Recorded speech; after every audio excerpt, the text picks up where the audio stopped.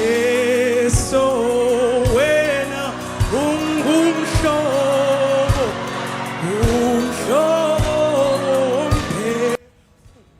mandithathe elithuba ndibulise utata president phakathi kwethu, ndibulise i-department zonke ndingazicalulanga ngelihle igama lomfeli nomvukeli wam uYesu Kristu. Molweni ngalincasa, masithandaze. Ekuseni nisinamandla makhulu ndiza kuwe Thixo olungileyo.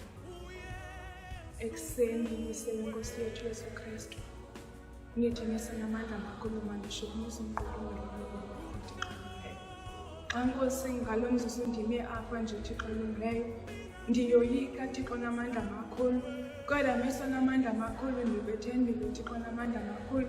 Uba wena meso namandla makhulu uzandivumela Thixo olungileyo uba ndithethe ilizwi lakho Thixo namandla makhulu ebantwini bakho meso namandla makhulu. Uzundincede Thixo namandla makhulu, wenze laa nto wawuyenze kuJeremaya Thixo namandla makhulu. Uzundincede Thixo uhlale encakameni yolwimi lam meso namandla makhulu. Ze Thixo ndingathethi ukuthanda kwam meso namandla makhulu, ze ndithethe izinto zezulu Thixo olungileyo.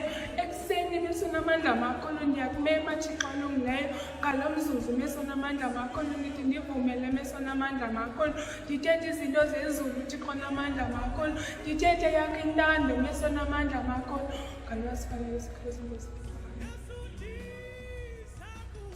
Isifundo sethu sanamhlanje sisasifumana kulaa ncwadi yabakwasekorinte lesibini, ichapter 4 from verse 8 to verse 9.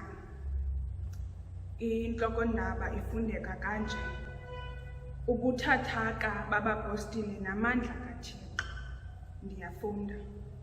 Siyabandezelwa ngenxa zonke, singaxineki, siyathingaza, singancami, sichutshiswa, asiyekelelwa, sikhahlelwa phantsi, asitshatyalaliswa.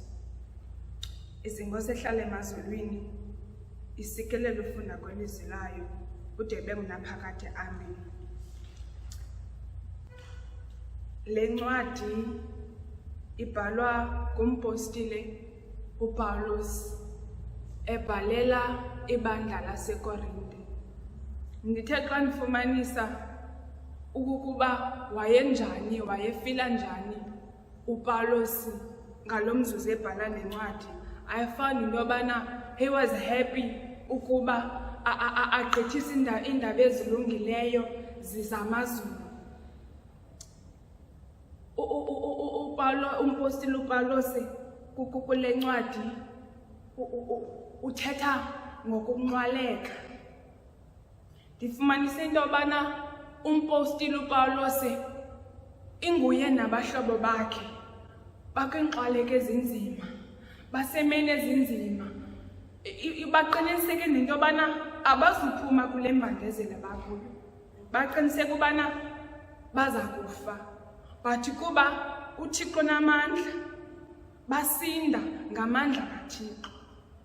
Siyabandezelwa ngenxa zonke, siyathingaza, asincami, sichutshiswa, asiyekelwa, sikhahlela phantsi, asitshatyalaliswa. Apha ebomini ke bantakwethu simane sinqwaleka zizinto zobomi, simane sibethekiswa emadongeni, but asityumki ngoba kaloku inceba kaThixo inathi. Ndithe xa ndifunda le ncwadi ndayiqonda uba le ncwadi ithetha ngokholo, ithetha ngethemba. Ke ithemba nokholo zizinto ezihamba zimbini. Asoze uthi ungenakholo ithemba ube nalo, asoze uthi ungenathemba ukholo ube nalo. Bantakwethu siyabethekiswa, kodwa ngoba uThixo uhamba nathi asityumki.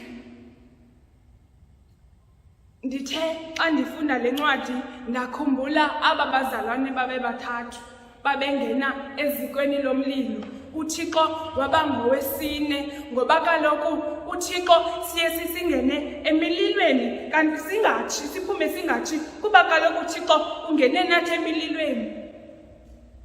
Itsho uHymn 244 uthi apho Thixo batshutshiswa khona uba nabo wena. uThixo akasiyekeli apha ebomini. uThixo uyasiyekela sibethakale, sibethwe ngamaqhwa, kodwa ke usoloke neplani for uba siphume kuloo ngxoleko sinayo. Azasincede uThixo asikhuphe kwezimbandezelo sikuzo. Azasincede uThixo asiqinise kwimbandezelo esikuzo. Azasincede uMesiyona amandla, asinike amandla singaphelelwa lithemba. Aze uThixo soloko etyala ithemba lihamba nokholo. Ningamncami uThixo ngoba kaloku kukhona amaxesha oba kwenzeka izinto ebomini bethu, uThixo simqumbele siphelelwe lithemba, kodwa uThixo akasincami. uThixo usoloko ebeka ithemba kuthi. Azasincede uThixo, azasincede Inkosi ehlala emazulwini, ahlale etyala ithemba kuthi. Azasincede uThixo ehlala emazulwini. Ngalo asifele Yesu Kristu Nkosi yethu, amen.